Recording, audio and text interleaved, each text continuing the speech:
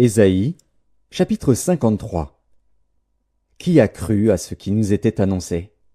Qui a reconnu le bras de l'Éternel? Il s'est élevé devant lui comme une faible plante, comme un rejeton qui sort d'une terre desséchée. Il n'avait ni beauté, ni éclat pour attirer nos regards, et son aspect n'avait rien pour nous plaire.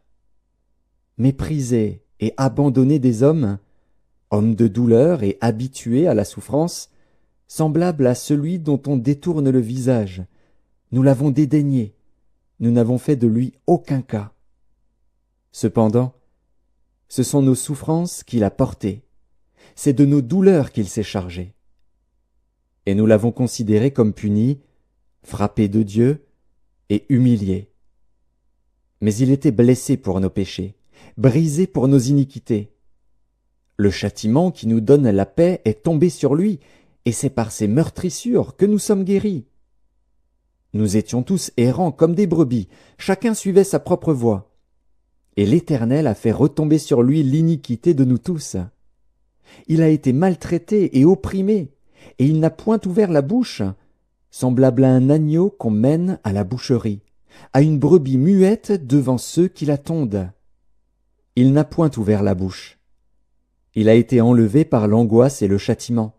Et parmi ceux de sa génération, qui a cru qu'il était retranché de la terre des vivants et frappé pour les péchés de mon peuple?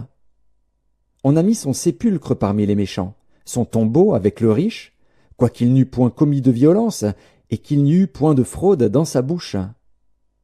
Il a plu à l'Éternel de le briser par la souffrance.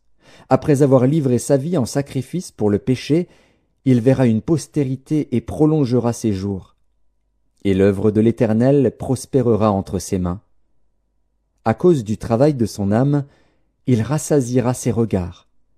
Par sa connaissance, mon serviteur juste justifiera beaucoup d'hommes, et il se chargera de leurs iniquités. C'est pourquoi je lui donnerai sa part avec les grands.